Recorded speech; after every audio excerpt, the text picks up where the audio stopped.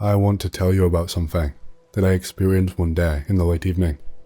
It was horrifying, and something that still sticks with me to this day. One day, late in the evening, my parents went to visit friends. I was left at home alone. I went to the kitchen to eat, watch TV. In general, everything was as usual. At about 12 o'clock, I turned off the light and went to bed. I don't know how long I slept, but I woke up with a strong feeling that I was not alone in the room. Honestly, I am not a timid guy, and I've never, even in my earliest childhood, been afraid of the dark, but here I don't know what came over me. For some time, I simply could not turn my head and look around. But in the end, I overcame myself and turned to the opposite wall. Here, I need to tell you a little about the interior of my room. My bed is against the far wall, and the door leading to the room and the switch, it turns out, are located opposite to me. So, on this opposite wall, I saw a shadow. Just a shadow. And there was nothing that could throw it, or anything similar away, either in my room or on the street. It was a creature more than 2 meters high, vaguely resembling a human. He had no neck at all. His head grew straight from his shoulders. His eyes were 2 shapeless spots, burning with red fire. But the most terrible thing was that the creature's long arms, as I later estimated, probably 1.5 meters long, constantly wriggling, absolutely silently slid along my wall, as if they were groping for something, searching for something in the semi-darkness. I panicked. A tiny space of the room separated me from the creature, and I had no doubt that, if necessary, the creature would overcome it with ease. My head kept spinning round and round, and I could not stop myself from thinking at a fast pace. My thoughts just kept coming and putting questions in my head. What should I possibly do? Jump out the window? But I live on the 8th floor. Wait for my parents? No. With such a thing right there, I would not last even half an hour. I'll just go crazy. Quickly jump up and run out of the room. Yes, that will probably do. And maybe then whoever this was would not catch me. I gathered myself into a tight ball on the bed and prepared to jump. If only then I had known that what a terrible mistake I was making. I would rather take my own life than go through what I had to endure ever again. Well, the fall is knee deep, and I took off. Just centimeters from the life-saving exit, I felt an icy grip on my throat. My body, like a limp doll, slid towards the monster, and then he pressed my forehead against the wall. It was as if the wall was no longer solid. Yes, it became liquid, viscous, and the creature stuck my head into it. I desperately resisted, kicked, screamed, but it was all in vain. I felt this disgusting substance seeping through my closed eyelids and into my eyes, and after that, both my ears and nose were also filled with this abomination. The shadow pushed me to the level of my mouth and took away its vile grip. And then the most painful, terrible thing began. The wall began to harden again. My head was gradually being squeezed by the iron embrace of concrete. Coarse sand was forming in my eyes with a terrible pain. My ears and nose were also completely filled with this concrete. I could only breathe through my mouth. My heart was pounding wildly from horror and terrible pain. It seemed that my head was about to be crushed. The sand seemed to be tearing my eyes. From the rush of nightmare, I probably even forgot about who committed this terrible execution on me. Most likely, having accomplished what he came for, my executioner left his victim. I don't know how much I suffered. I don't remember. I almost lost the ability to think. The only hope for me was the return of my parents. Everything was covered in fog. It seemed like I was dying. I did not see anything, did not hear anything. I could not get my head out of the concrete vise. It seemed to me that after an eternity, someone patted me on the shoulder, then took my hand. I mentally begged them, please, get me out of here, please, please. There is no more strength to endure. I felt that there were people around me, perhaps an ambulance, the Ministry of Emergency Situations, the police. Perhaps they were all trying to help me. The pressure on my head was easing. They crushed concrete with a hammer drill. It was a long, very long time. I was waiting. There was a sharp pain when they cut off part of my right ear, but it did not matter. It did not matter at all. Soon I would be free. I would be able to hear, see, thank my saviors again. What pain. Someone pulled me back sharply. It seemed like they broke my nose. Most likely, they pulled me out, but I still did not see or hear anything. I could not open my eyes. Maybe I did not have them anymore. Someone was hugging me. Maybe my mother. Crying, probably. They took me somewhere, away from the apartment. I did not want to leave. I was scared. I resisted. Something told me that this was not the end of my torment. An injection. My whole body became like cotton wool, and I fell into darkness. I woke up, judging by the suffocating smell of medicine in a hospital. They cleared my nose and ears. Now I could hear and breathe normally. This is the first thing that I noticed after waking up, but my vision was almost gone. The world for me consisted of blurry spots. Sometimes they moved a little, but nothing more. The pain has not gone away. One of the living spots, apparently, had been sitting nearby me for a very long time. Now it greeted me and introduced itself as Sergeant Ivanyuk. He asked me for a long time about how this happened to me. He was very interested in that shadow, its appearance. I told him everything, honestly, but he was almost not surprised. That's what, as I later realized, was strange. But then, I was still too weak. Having completed the interrogation, the sergeant wished me to get well soon and ordered me to try and sleep again, which is what I did. Again, I don't know how long I slept and how long after I was woken up. Now they wanted me to get up and go with them. I asked where they would take me. They said that the operation could still be saved if you hurry, but the bad chill in my chest did not go away. We walked somewhere for a long time. In the end, they took me out of the hospital and put me in a UAZ. Besides me, there were several other people there. They seated me between two people and we drove off. The atmosphere on the way was extremely tense. The whole way they did not exchange a single word with each other, much less with me. When we got out of the car, it was already night. My neighbors in the UAZ immediately took me by the arms with an iron grip and led me away. We entered a building and began to go down. I counted 9 floors down. Already on the 3rd flight, I realized that there was no question of any operation. My premonition did not deceive me. The nightmare continued. I tried to escape from their clutches, but several powerful blows to the gut forced me to submit to my fate. Whether from the fear I was experiencing or from something else, my vision began to clear up. At the end of the descent, I saw a spacious hall and dark figures around its perimeter. They were probably people in long black robes, although I'm still not sure. I was taken to the center of the hall. Then my guards released me and ordered me to undress, giving the order 2 blows to the jaw to be sure. I wanted to cry. Why am I doing all of this? What have I done in my life that made evil choose me? I was filled with fear and hatred for my tormentors.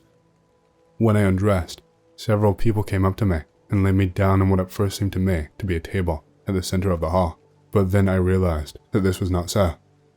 It was an altar. Sacrifice is what awaits me now, and it's not hard to guess what role I will play here. My arms and legs at first literally twisted. They were firmly tied to what I initially mistakenly took to be the legs of this table. Now I could not move or tear my body away from the icy surface of the altar, even a millimeter. Gradually, the silence began to transform into a muffled hum, reminiscent of either singing or the recitation of spells, and the further they read, the louder their voices became. They were calling for someone so terrible that he could not be addressed in any earthly language. These terrible croaking, grinding sounds tore me from the inside.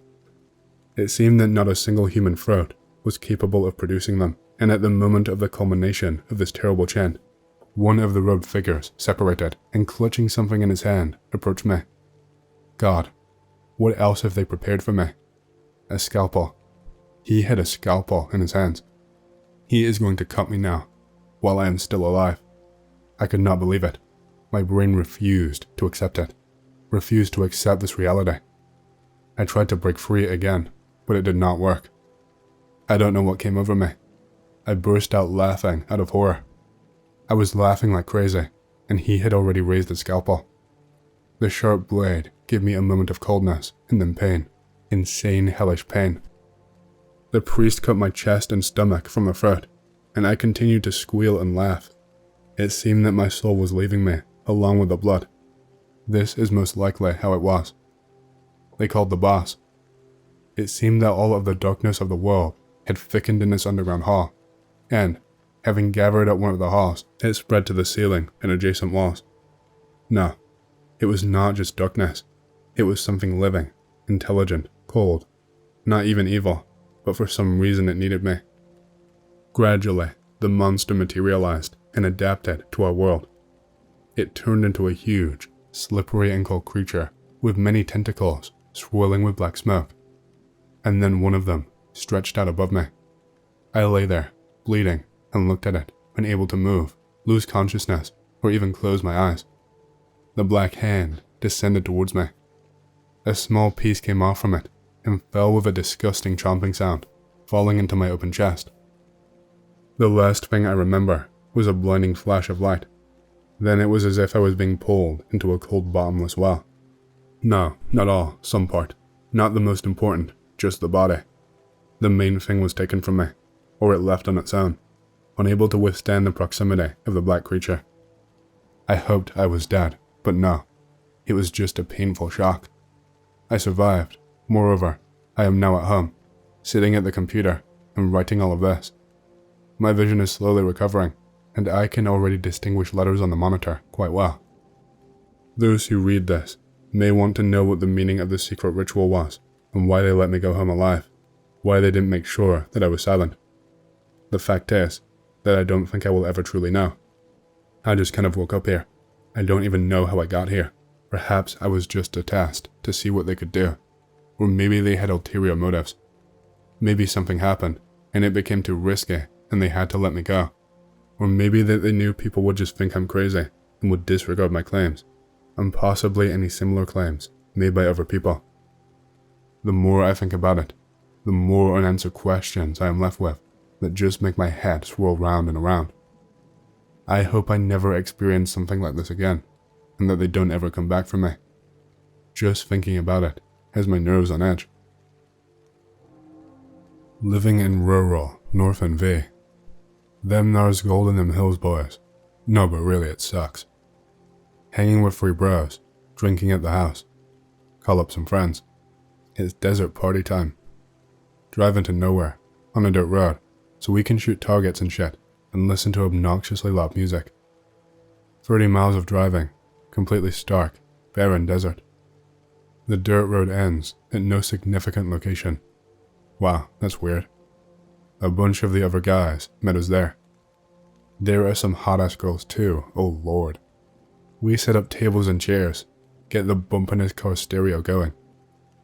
Everyone is drinking and firing rifle into the hills. Shit is so cash. The girls hate the guns and are generally worthless. Some half-dozen weed-smoking members of our cohort nip off to smoke a blunt. Need to go to the top of the tallest nearby hill to acquire the best smoking spot. Get to the top. The hill overlooks a valley, and on the side opposite to us. Holy shit. There is an older structure in the distance, maybe half a mile. It looks like a farmhouse. It's exploring time, son. Gather everyone. This is going to be so awesome. It is still early evening, still light out. As the entourage gets closer to the farmhouse, it becomes clear that it is really fucking spooky skeletons. The females are too scared to enter the unholy basilica because of the front door. Pick related. Jesus fucking Christ. It is a 1940s era, 2-story, very fancy farmhouse. Everything is thrown all over the place. It is absolutely covered in rat shit and decades of undisturbed dust. However, what is disturbing is that everything is still there. Pillows, blankets, chandeliers, books, furniture, pictures, paintings, even an old film reel projector and screen. These people were obviously very wealthy, but in 70 years, the property has been pillaged, but none of this shit was stolen, sold at auction, destroyed, retrieved by friends or relatives. The antique cars sit rusting into the ground out front, with all of their parts still on. Old school mint green refrigerator with door open. Desiccated, moldified, ancient food remains. No, this is not right at all. How did this happen? Start to get creeped out. Wardrobes filled with World War II era looking clothing. I do not know the significance of the farmhouse with the story. The thing is, I felt like the farmhouse was a very bad place for reasons I did really not understand. I mean, nothing bad happened at the farmhouse. It was just a little odd. But absurd shit went down that night, and it started with the farmhouse. I went from drinking beers and having a good time to freaking the fuck out. The sun was starting to go down, so we needed to get back to party camp. Barbecue time. Whipping burgers and steaks up on the grill. Oh my god, that shit is delicious. My friend Dan has lived down the street from me our whole lives. Essentially, we have known each other since elementary school. Dan is fat but funny, so it is tolerable. He comes up to me and quietly says he wants to go home. I try to get him to tell me what is up, but he doesn't give me a straight answer. I am sure he was spooked by the farmhouse, just like I was. Eating jello, so don't really give a fuck. Today was a good day after all. Brought lots of cut wood. Bro number 2 and I get the bonfire going. The light of the bonfire illuminates someone walking towards us in the desert. They aren't even walking along the direction of the road. Everyone essentially shits their pants, turning the music off and scrambling, thinking it's an axe murderer, or even worse, a cop.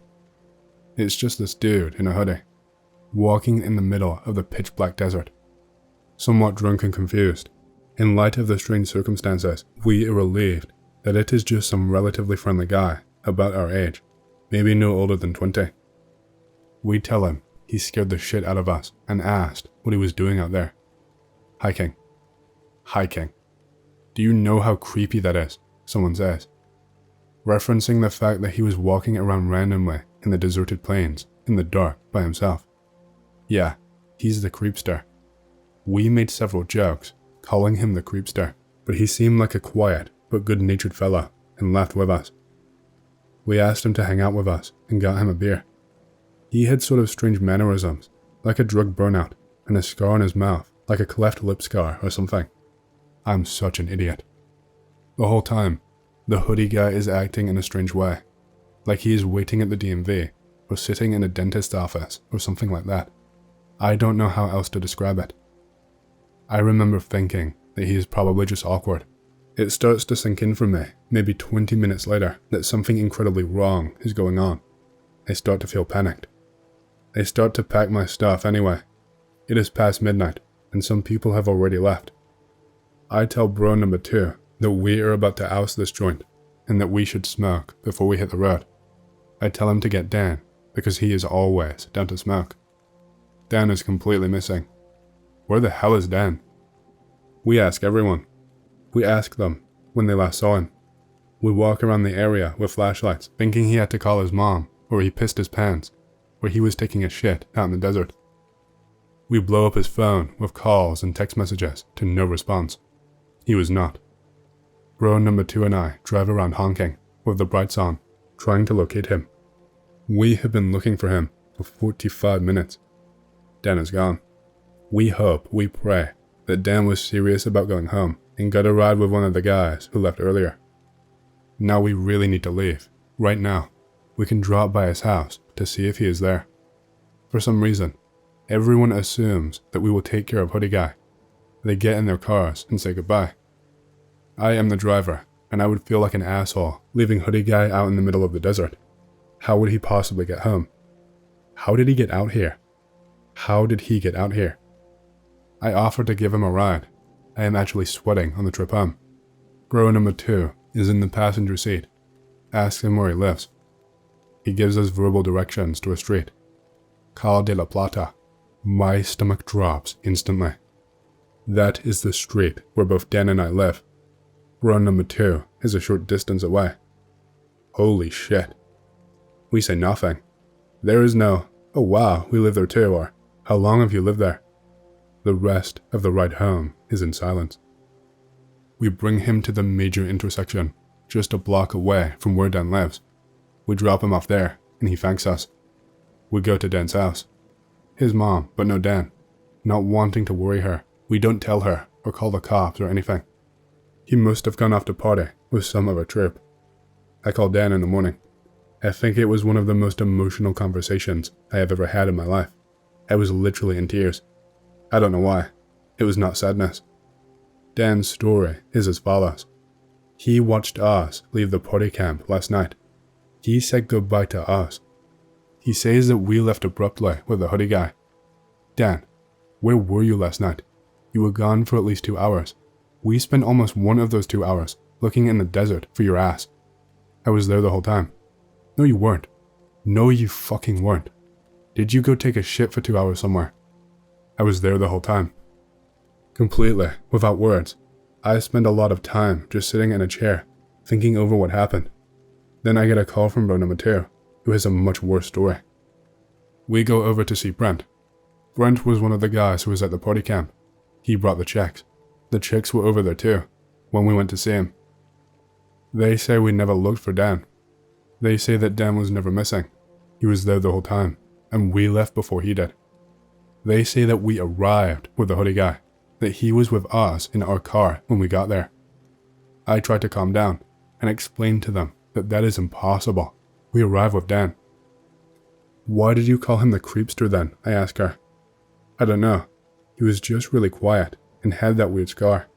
No, you saw him walk out of the desert. He walked out of the pitch black darkness.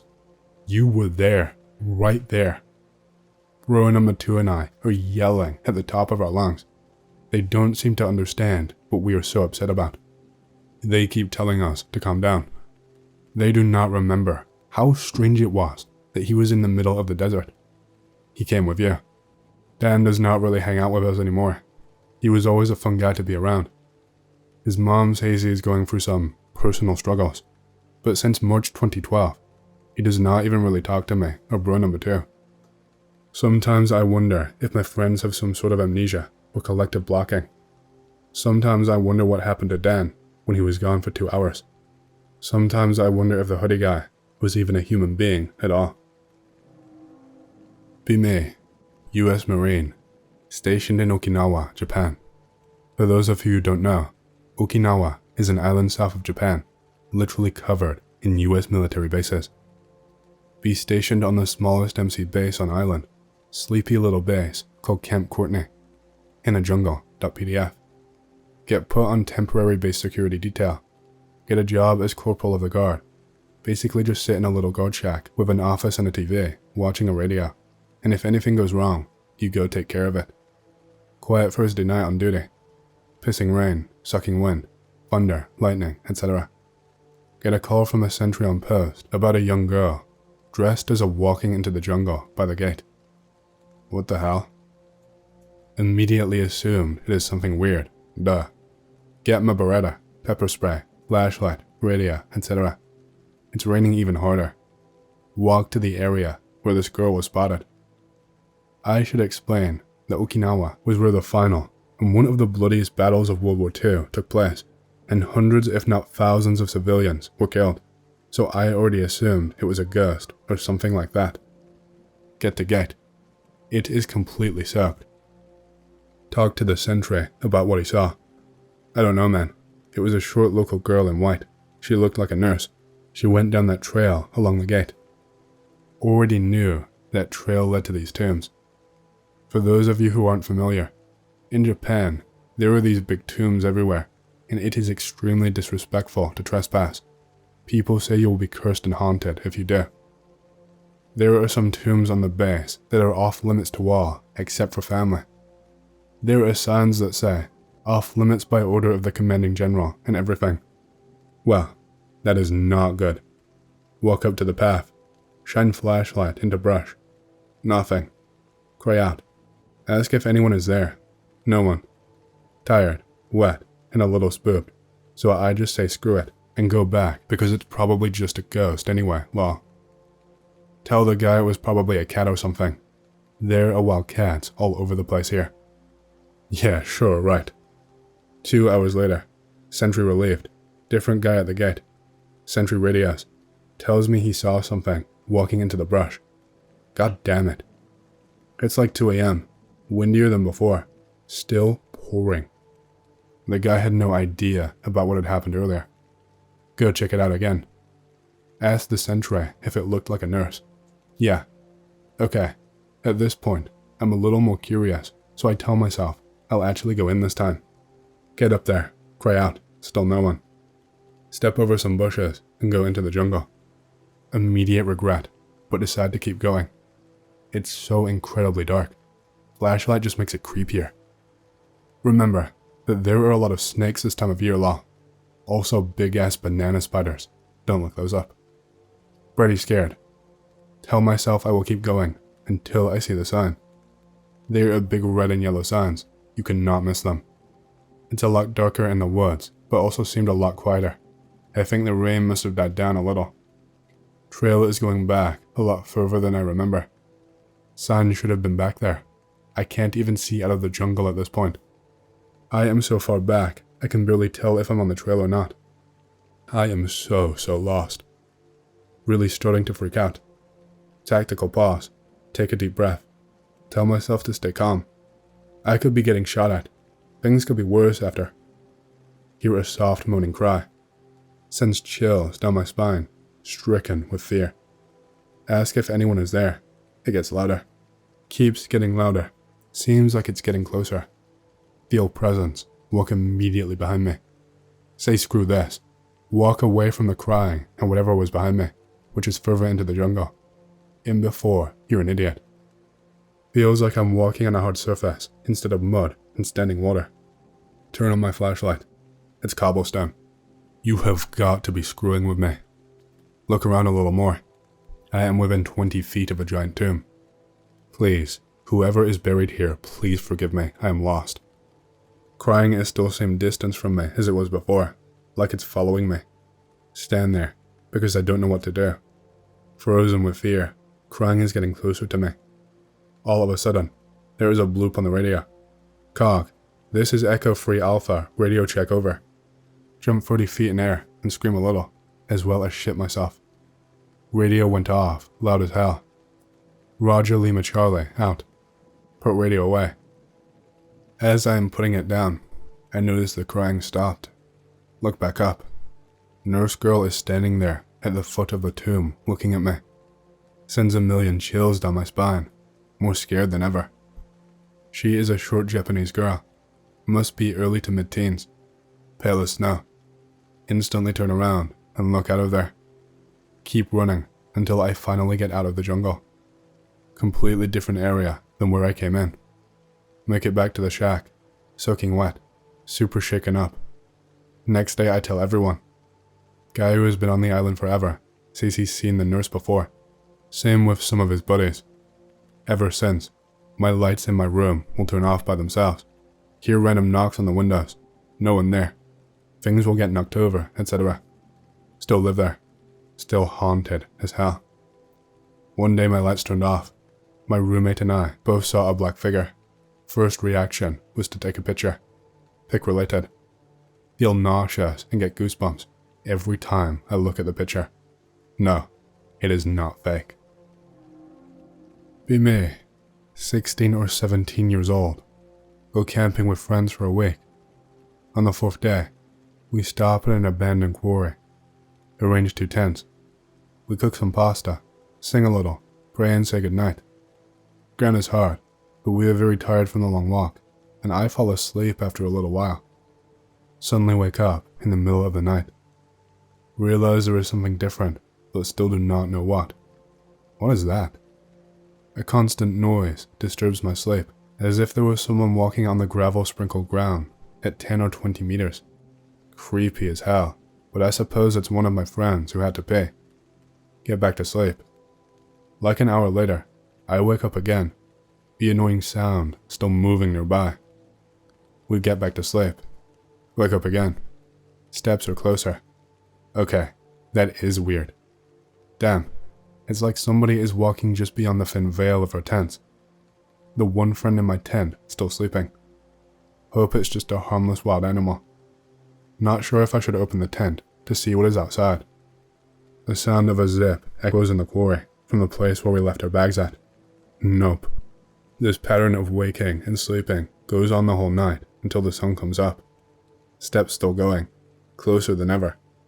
I am paralyzed. I won't even breathe in case that catches the attention of whatever is out there. Out of nowhere, the tent bends right over me as if something hit it. Nopety nope. I am so screwed. Then nothing happens. Get back to sleep one last time. When I wake up, the steps are gone. I asked my friends if they heard anything tonight. Well, no, on. What you talking about?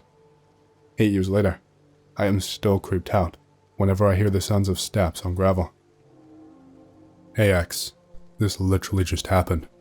Not in any way paranormal, but still brick-shitting to me. Live in quintessential, sitcom-esque suburban neighborhood. Cloudy, foggy, wet evening, when sun is still up, but it is about to set. Warm enough to leave the window to my house open. I am watching random stuff on TV. At some point, I hear this really weird hissing sound coming from outside. Slight nope, but continue watching my TV. About 30 seconds later, I hear it again, closer and more clearly. It seems to be coming right out of the sky. Elevated nope, but gather the fortitude to go outside and check around. Inspect the area around my front yard, but I do not see anything. Hear hissing for a third time. Look behind the house. There is a giant, red-leering face floating in the sky in the woods behind my house. His huge, neatly arranged teeth forming a wicked smile and slanted eyes, overall resembling some tribal demon mask. Somehow illuminated from within, and then suddenly goes dark. Left with dark roundish thing, bigger than a house, floating in the sky. At this point my legs are trembling from the shock, and I can barely stand. After about 10 seconds of utter disbelief, it hits me that what I am looking at is just a low-flying hot air balloon. My face when some asshole fiendishly detailed a hot air balloon and is taking the time to fly barely 300 feet up just to screw with people who may just so happen to spot him. The hissing sound I was hearing was just the idiot using his gas burner, which also illuminates the balloon from within. Promptly overcome the urge to cuss the asshole out, but decide to call the cops on him instead. I'm pretty sure flying that low was very illegal. After I call them, I never hear of anything about this again, and the balloon cleared the neighborhood completely. Pace around my yard a bit, and then go back inside. This just happened barely an hour ago. If they catch this guy, and report about it in the local news, I will update you guys. I still cannot believe I fell for this.